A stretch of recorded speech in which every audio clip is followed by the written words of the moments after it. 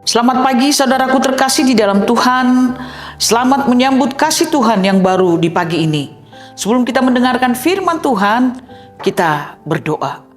Kami bersyukur ya Tuhan untuk kebaikan Tuhan yang menjaga hidup kami sepanjang malam ini.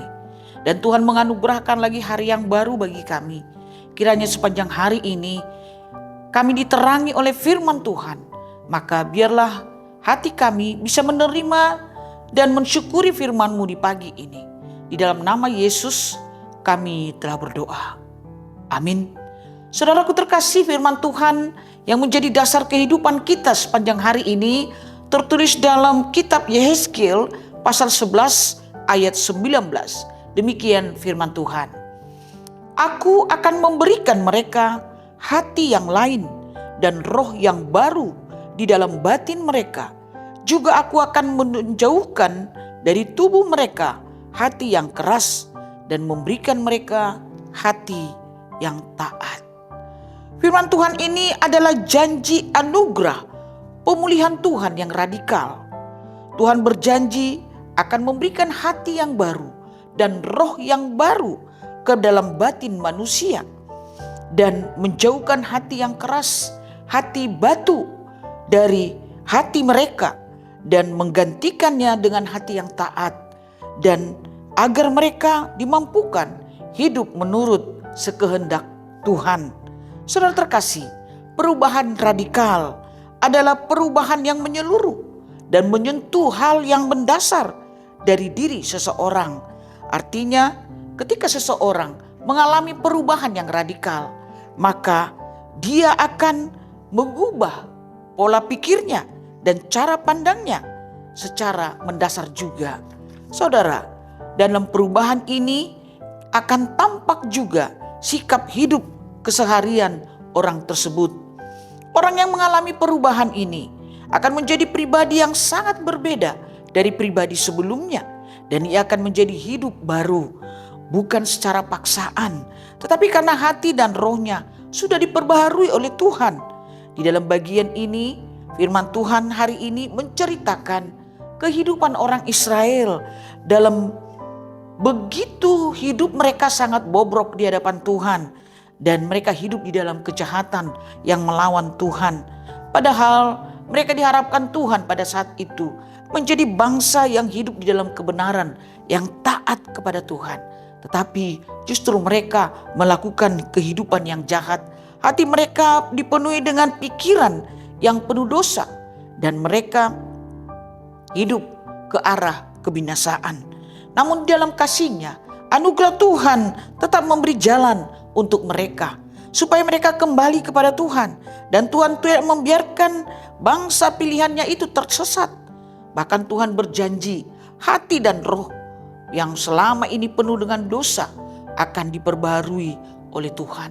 Tuhan sendirilah yang akan membuat hati dan roh mereka menjadi penuh kebenaran dan ketaatan kepada Tuhan.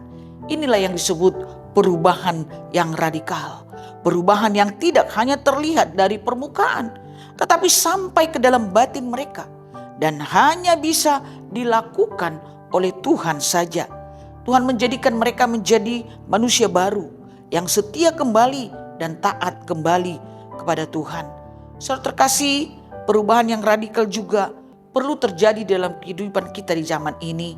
Kita juga perlu mengalami perubahan, pembaharuan hati, supaya kita benar-benar hidup taat dan melakukan kehendak Tuhan.